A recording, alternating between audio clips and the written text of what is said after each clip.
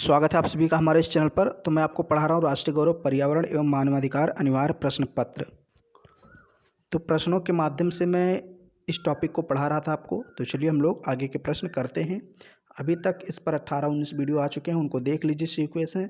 सारे important question मैंने कराया है जो भी आए हैं आज तक या फिर जिनके आने के बहुत ज़्यादा चांस हैं, उन सारे प्रश्नों का कलेक्शन मैंने किया है और PDF भी आपको दिया जा रहा है, आंसर भी यहाँ पर बताया जा रहा है। सब कुछ तैयारी चल रही है। आप लोग सीक्वेंस से वीडियो देखिए, एक लाइन से देखिए, तब आपको सारे वीडियोस पसंद आएंगे और आपको सारे टॉपिक भी पसंद आएंगे। तो आज का जो पहला प्रश्न है वो है, मैं कलर चेंज कर देता हूँ। पहला प्रश्न है, पर्यावरण मित्र उत्पादों को दिया जाता है, क्या दिया जाता है? इकोमार्क, ISO 1400 प्रमाणीकरण, ए तथा बी दोनों, हरा निशान। ओके, तो यानी कि जो पर्यावरण की रक्षा करते हैं उनको क्या दिया जाता है, उनको कौन सा एक निशान दिया जाता है? हरा निशान दे दिया जाता है या ISO 1400 प्रमाणीकरण दे दिया जाता है? तो ये सारे ऑप्शन गलत होंगे आपके। इसका जो ऑप्शन ए है सही होगा, इको मार्क। आप ध्यान में रखना, बाकी क्या है इसको आप नेट पर सर्च कर लीजिए, मुझे इसके बारे में ज़्यादा जानकारी नहीं है। ओके, ऑप्शन ए आपका सही होगा, ये मान लीजिए। फिर अगला प्रश्न है, पृथ्वी सम्मेलन आयोजित किया गया Geneva, Rio de Janeiro, US, CIS, कहाँ पर? ये सारे स्थानों के नाम है, CIS, US। Okay, Rio de Janeiro, sorry. तो इसमें जो ऑप्शन आपका है रियो डी जेनेरियो सही होगा। ब्राज़ील का एक क्षेत्र है, एक प्रांत है। ओके, तो यहाँ पर पृथ्वी सम्मेलन आयोजित किया गया था रियो डी जेनेरियो। अगला प्रश्न है, पारिस्थितिकी तंत्र में हरे पौधे सदा होते हैं, क्या होते हैं? उपभोक्ता, अपघटनकर्ता, उत्पादक, उपरोक्त में से कोई नहीं। तो मैंने कई वीडियो में इसको बताया भी है, कई बार प्रश्न आया है। उत्पादक, जो हरे पेड़ पौधे होते हैं ये उत्पादक होते हैं, अपना भोजन स्वयं बनाते हैं।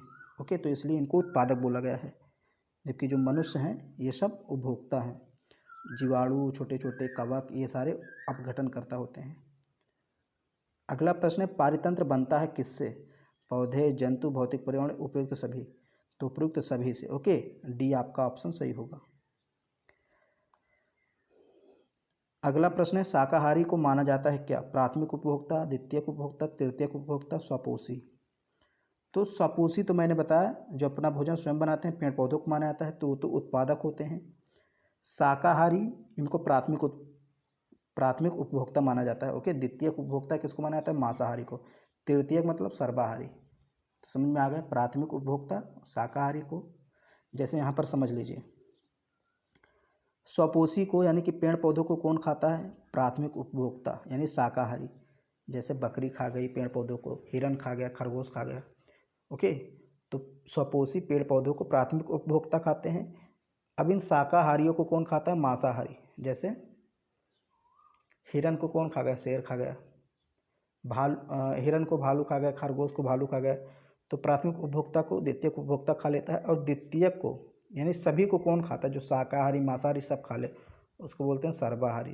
जो तृतीयक उपभोक्ता होता है ये सभी को खा लेता है, साग वगैरह भी खाता है जैसे इंसान, तो ये जानवरों को भी खा लेता है, साग पत्ता सब कुछ खाता है। तो शाकाहारी को माना गया है प्राथमिक उपभोक्ता। ओके, मांसाहारी को द्वितीयक उपभोक्ता, तृतीयक उपभोक्ता उच्च मांसाहारी या सर्वाहारी बोल सकते हैं, स्वपोषी प्राथमिक उत्पादक। अगला प्रश्न है, वायुमंडल कई प्रकार की गैसों के मिश्रण से बना है, इसमें मुख्यतः पृथ्वी के समीप वायुमंडल में कौन सी गैस पाई जाती है? जो गैसें पृथ्वी के सबसे नज़दीक पाई जाती है, नाइट्रोजन, ऑक्सीजन, एथेन एवं ऑक्सीजन, नाइट्रोजन एवं कार्बन डाइऑक्साइड, ऑक्सीजन एवं कार्बन डाइऑक्साइड। ओके, तो आपको बताना है कि पृथ्वी के नज़दीक सर्वाधिक मात्रा में कौन सी गैसें पाई जाती हैं। तो आपको पता ही होगा,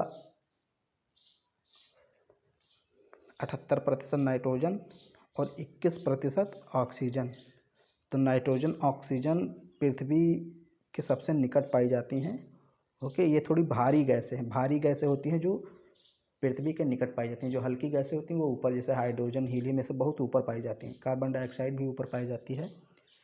ओके, तो यहाँ पर जो गैस है नाइट्रोजन, ऑक्सीजन, भाई हमको सांस लेने के लिए ऊपर थोड़ी ना जाना पड़ता। अगर ऑक्सीजन ऊपर होती तो हमें सांस लेने के लिए ऊपर जाना पड़ता, लेकिन हम नीचे सांस ले लेते हैं तो नीचे पाई जाती है।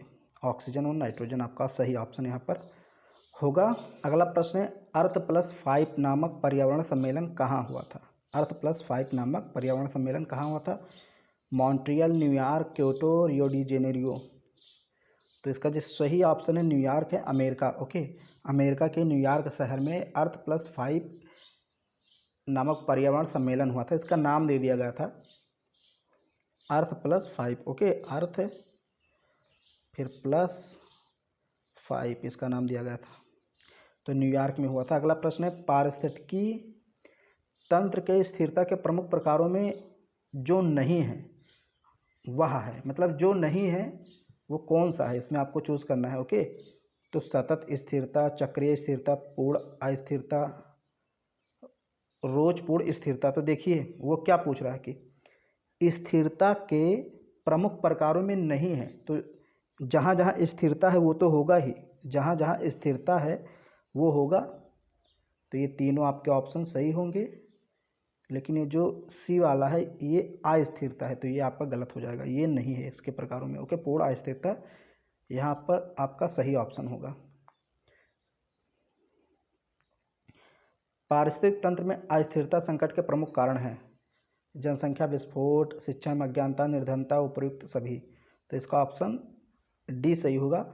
भाई पर्यावरण असंतुलन क्यों उत्पन्न होता है, यानी पारिस्थितिक तंत्र में अस्थिरता क्यों आती है, संकट क्यों उत्पन्न होता है?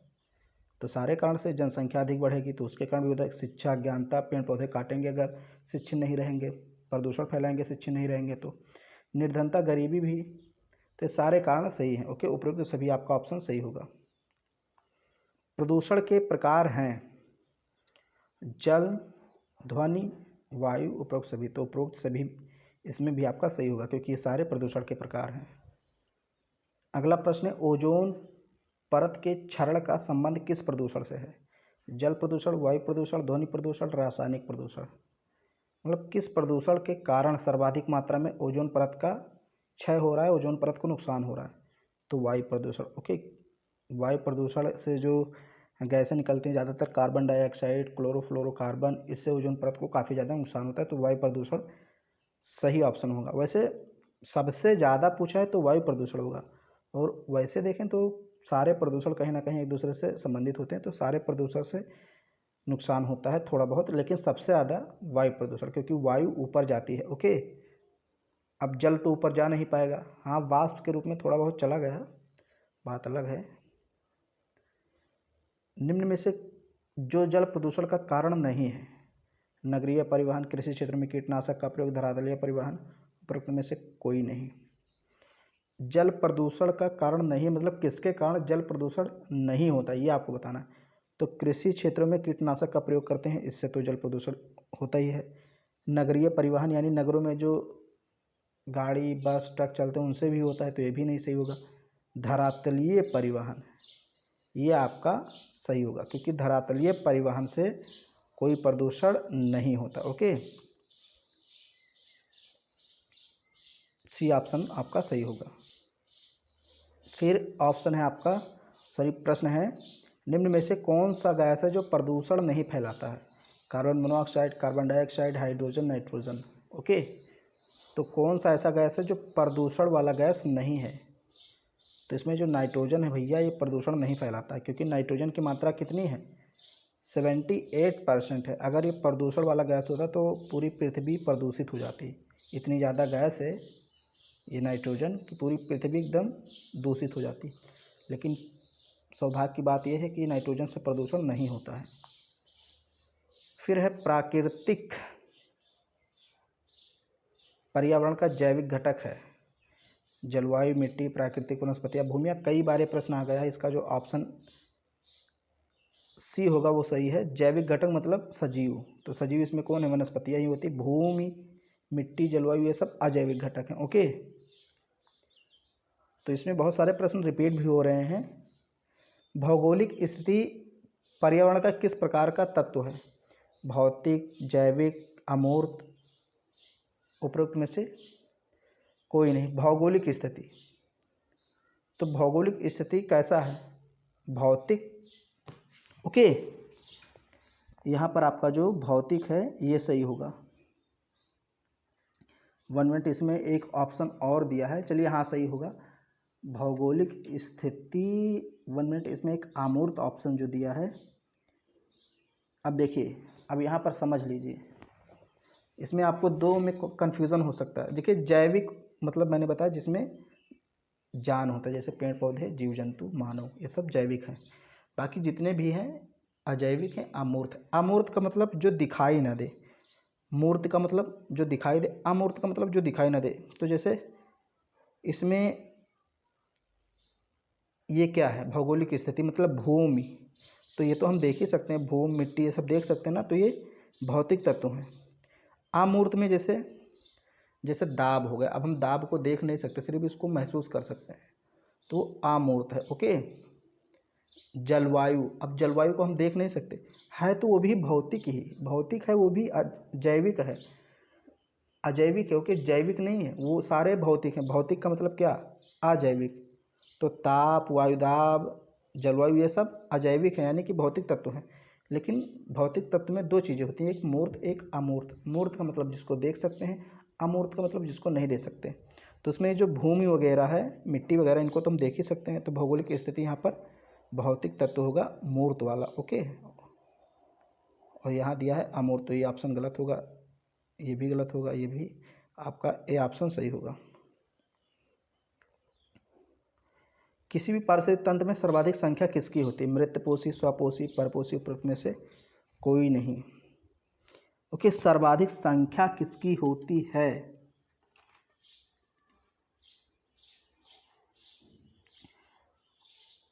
तो इसका जो सही ऑप्शन होना चाहिए स्वपोषी होना चाहिए। जो पेड़ पौधे हैं उनकी संख्या सबसे ज़्यादा होनी चाहिए। ओके, तो स्वपोषी की संख्या सबसे ज़्यादा होती है। स्वपोषी मतलब जो अपना पालन पोषण स्वयं करते हैं, अपने लिए भोजन स्वयं बनाते हैं। यहाँ ऑप्शन दरअसल अगर आप अब सीरीज में देखेंगे, गाइड में देखेंगे, तो यहाँ मृतपोषी बता रहा है, जो कि गलत है, तो इसलिए मैंने यहाँ पर आपको बताया। ओके, फिर अगला प्रश्न है, जून 1972 में विश्व पर्यावरण सम्मेलन का आयोजन कहाँ किया गया, स्टॉकहोम में, मॉस्को में, जोहान्सबर्ग में, रियो डी जेनेरियो में। तो स्टॉकहोम में किया गया था। एक बार एक प्रश्न और भी आ चुका है, 1972 में, जून 1972 में स्टॉकहोम में पर्यावरण सम्मेलन का आयोजन किया गया था। अगला प्रश्न है, पर्यावरण शब्द किस भाषा के शब्द से बना है, यहाँ पर इन्वायरोन, तो ये इन्वायरोन जो है ये किस भाषा से लिया गया, जर्मन, लैटिन, फ्रेंच, स्पेनिश। तो जो पर्यावरण शब्द है, पर्यावरण को इंग्लिश में बोलते हैं इन्वायरमेंट, तो इन्वायरमेंट फ्रेंच भाषा के इन्वायरोन से बना है। ओके, ऑप्शन सी आपका सही होगा। अगला प्रश्न है, पर्यावरण शिक्षा के अंतर्गत विभिन्न विषयों के कारण हम कह सकते हैं कि यह एक जटिल विषय है, इसका पाठ्यक्रम विस्तृत है, इसका पाठ्यक्रम अनिश्चित है, उपरोक्त में से कोई नहीं। अब चूंकि यहाँ पर कह रहा है कि भाई पर्यावरण के अंतर्गत कई विषय आ जाते हैं, जैसे भूगोल कई प्रकार के आ जाते हैं, जिसमें भौतिक भूगोल, जैविक भूगोल, सांस्कृतिक भूगोल, कई प्रकार के भूगोल, इतिहास को भी हम पर्यावरण में ले लेते हैं, थोड़ा बहुत पॉलिटी को भी लेते हैं। ओके, तो पर्यावरण शिक्षा का जो विस्तार है वो बहुत ज़्यादा है, तो इसका जो ऑप्शन है वो सही होगा, इसका पाठ्यक्रम विस्तृत है। यहाँ किसका नहीं होगा, इसका होगा। ओके, इसका पाठ्यक्रम विस्तृत है, ये ऑप्शन सही होगा। जबकि यह एक जटिल विषय, ये कोई बात ही नहीं हुई। सभी विषय जटिल होते हैं, सरल होते हैं, जिसके लिए जो पसंद है वो सरल है, जो नहीं पसंद वो कठिन। ओके, तो ये तो कोई बात ही नहीं हुई। इसका पाठ्यक्रम अनिश्चित है, तो उसने पहले ही बता दिया, अनिश्चित कैसे हो सकता, इसमें सारे विषय शामिल हैं तो निश्चित तो है। ओके, ऊपर में से कोई हो ही नहीं सकता। बस इसमें बात क्या है कि भाई इसका जो पाठ्यक्रम है थोड़ा विस्तृत है, क्योंकि इसमें सारे सब्जेक्ट शामिल हो जाते हैं। ओके, तो इसका पाठ्यक्रम विस्तृत है। पर्यावरण विषय विज्ञान की किन किन शाखाओं से संबंधित है, जीव विज्ञान, भौतिक विज्ञान, रसायन विज्ञान, उपरोक्त सभी। तो उपरोक्त सभी, मैंने बताया ना, पर्यावरण का जो पाठ्यक्रम है बहुत ज़्यादा विस्तृत है, इसमें कई शाखाएं, कई सब्जेक्ट शामिल होते हैं, तो सभी इसमें शामिल हैं। अगला प्रश्न है, पारिस्थितिक तंत्र की क्रियाशीलता में सबसे महत्वपूर्ण भूमिका किसकी होती है? जैविक तत्वों की, अजैविक तत्वों की, ऊर्जा की, अमूर्त तत्वों की। तो सबसे ज़्यादा जो महत्वपूर्ण भूमिका होती है ऊर्जा की, क्योंकि ऊर्जा ना हो तो कोई तंत्र निर्मित ही नहीं हो सकता। भाई ऊर्जा ही प्राप्त करते हैं पेड़ पौधे सूर्य से, फिर अपना भोजन बनाते हैं, फिर उसको यानी कि उन पेड़ पौधों को कौन खाता है? शाकाहारी शाकाहारी को मांसाहारी, मांसाहारी को सर्वाहारी। फिर सर्वाहारी जब सड़ गल जाते हैं, उनकी मृत्यु हो जाती है, तो उनको अपघटनकर्ता खा लेते हैं, छोटे छोटे जीवाणु और कवक खा लेते हैं। तो वास्तव में किसका प्रवाह हो रहा है? ऊर्जा का। यानी ऊर्जा पहले पेड़ पौधों में थी, फिर वही ऊर्जा शाकाहारी में गई, वही ऊर्जा मांसाहारी में गई, वही ऊर्जा किस में गई? सर्वाहारी में। सर्वाहारी से वही ऊर्जा छोटे छोटे जीव जंतुओं जीवाणु और कवक में गई। जीवाणु और कवक जब मर गए, मिट्टी में मिल गए, तो मिट्टी से फिर वो कहाँ पहुँच गई? पेड़ पौधों में पहुँच गई। तो ये चक्र चलता रहता है। ओके, ऊर्जा का प्रवाह होता रहता है। तो ऊर्जा यहाँ पर ऑप्शन सही होगा। फिर अगला प्रश्न है 500 नंबर का। निम्न में जो पर्यावरण अध्ययन की पद्धतियों में शामिल नहीं वह क्या है? अनुभवजन्य पद्धति, निश्चित प्रणाली पद्धति, अंतरजातीय गुण पद्धति, साक्षात्कार पद्धति। तो इसका जो ऑप्शन सी होगा, ऑप्शन डी है, ये सही होगा, साक्षात्कार पद्धति। ये इसमें शामिल नहीं है। निम्न में कौन वायु प्रदूषण का कारक नहीं है? किसके कारण मतलब वायु प्रदूषण नहीं होता है? औद्योगिक कारखाने, अनियमित कृषि, दहन प्रक्रिया, औद्योगिक कचरे। तो भाई कारखाने से वायु प्रदूषण होता है, औद्योगिक कचरे से होता है, दहन प्रक्रिया यानी आग वगैरह लग जाती है तो उससे भी वायु प्रदूषण होता है, धुआं वगैरह निकलता है। लेकिन अनियमित कृषि से नहीं होता। अनियमित कृषि से जल प्रदूषण होता है और मृदा प्रदूषण होता है, वायु प्रदूषण नहीं होता। तो पूछ रहा है वायु प्रदूषण का कारक नहीं है, तो ऑप्शन बी आपका सही होगा, ये कारक नहीं है। यहाँ पर लिखा है आप, तो ये आप नहीं होगा, मिस्टेक कई जगह हो जाती है। यहाँ पर होगा आँख। ओके, आँख तथा फेफड़ों में जलन किस प्रदूषण का परिणाम है? वायु प्रदूषण, जल प्रदूषण, ध्वनि प्रदूषण, रासायनिक प्रदूषण। यानी कि आँखों में हमारे कभी कभी जलन होता है, तो ये किस प्रदूषण के कारण होता है? और फेफड़ों में भी जलन होता है, तो ये वायु प्रदूषण के कारण होता है। ऑप्शन ए सही होगा, क्योंकि वायु जब कुछ धुआं चला जाता है, कोई छोटे छोटे कण चले जाते हैं आँख में ना उड़कर, तो आँखों में जलन होने लगती है। हम सांस लेते हैं तो फेफड़े में चले जाते हैं वही गंदे पदार्थ, तो भी हमें प्रॉब्लम होती है। तो ये वायु प्रदूषण सही होगा। तो ये 502 नंबर प्रश्न तक मैंने करा दिया है। ओके, और इसके आगे मैं कराऊंगा, तो आप लोग इसको देखिए और वीडियो को लाइक कीजिए, चैनल को सब्सक्राइब कर लीजिए। और मैं यहाँ पर 502 नंबर तक आपका टिक कर देता हूँ। इतना आपका हो गया है। वीडियो को सब्सक्राइब, शेयर, लाइक सब कर दीजिएगा चैनल को। ओके, तो मिलते हैं अगले वीडियो में, तब तक के लिए नमस्कार।